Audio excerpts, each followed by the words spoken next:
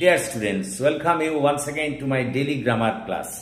দেখো আজকের ক্লাসটি হলো একটা বিশেষ ক্লাস। বিশেষ অনুরোধের উপরে ভিত্তি করে এই ক্লাস নিতে চলেছি আমি। পার্সিয়া সামন্ত নামে একজন আমার অনুরাগী দর্শক শ্রোতা, তিনি আমার কাছ থেকে আমার কমেন্ট বক্সে জানতে চেয়েছেন যে পয়জন এবং ভেনামের মধ্যে পার্থক্য কী। খুব ইম্পর্টেন্ট জিনিস। সেই অনুরোধের উপর ভিত্তি করেই আজ আমরা ভেনাম, এই পয়জন এবং ভেনামের মধ্যে পার্থক্য আলোচনা করতে চলেছি।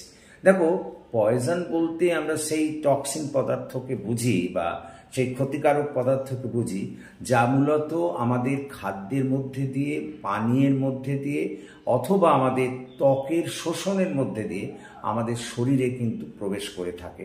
তাকেই আমরা বলি পয়জন। যেমন আমরা প্রায়শই বলি ফুড পয়জন হয়েছে, মানে সেটা খাবারের মধ্যে দিয়ে সেই বিষটা আমাদের শরীরে ঢোকে, সেটাই হলো কিন্তু পয়জন।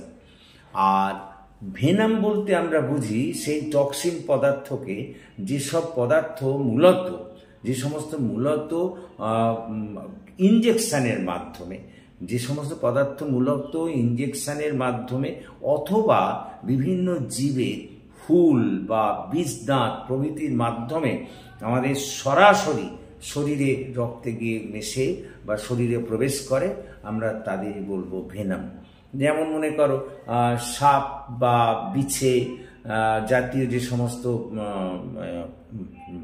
আছে জীব, তারা মূলত তাদের বীজদাঁতের সাহায্যেই আমাদের সাপ তার বীজদাঁতের সাহায্যের মাধ্যমে আমাদের ভেতরে এই ভেনামকে প্রবেশ করায়।